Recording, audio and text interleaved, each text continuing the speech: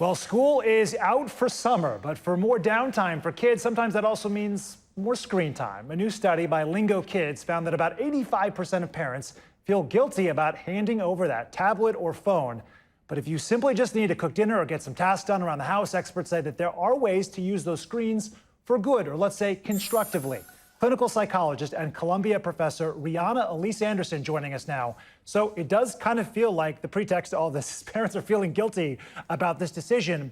You're here, Rihanna, to tell them it's okay. There's actually a way to do it where there's an educational benefit. Walk us through that. Absolutely. So let's start with some facts, right?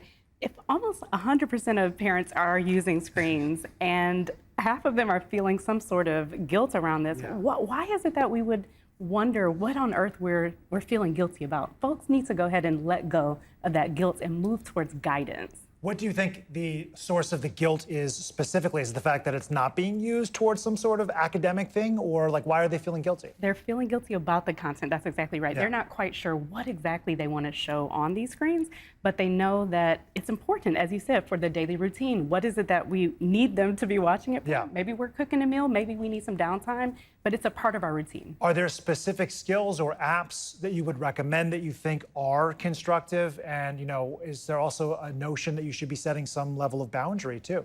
So thinking about Summer Slide, we know that young people lose some sort of academic prowess over the summer. So if you want to look into Khan Academy, for example, or Libby, a free library app so young people can continue reading, those are important things that you can do over the summer. Do you find there are certain age ranges where it is appropriate versus not? I realize this is such a difficult thing to pin down, right? But at what point do you think for a child of X years, it makes sense to be using them devices constructively?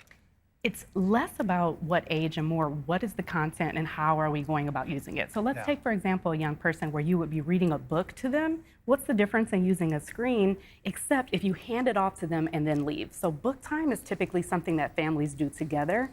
And screens allow us that opportunity for young people to interact and see what's going on, but you need to be engaged as a parent as well. Are there other, the engagement is the key. Are there other ways that parents can use screens beneficially for their kids? Yes, so decisions over defaults. I don't want you to hand the screen over to a young person and let the algorithm do the job. I want you to think about what are the 3 things we're gonna program into this application or this platform so that the young person has these 3 things that they're going through and you're mindful about it. And at the end, you have some sort of discussion baked in on what they just learned. So you're not just giving them free reign to just use the phone and unlimited YouTube videos. That would be the no-no there. Just like for us. I don't want to do that either. We all fall into that trap. Yeah, exactly. Rihanna Elise Anderson, thank you so much for your insight. We really appreciate it. While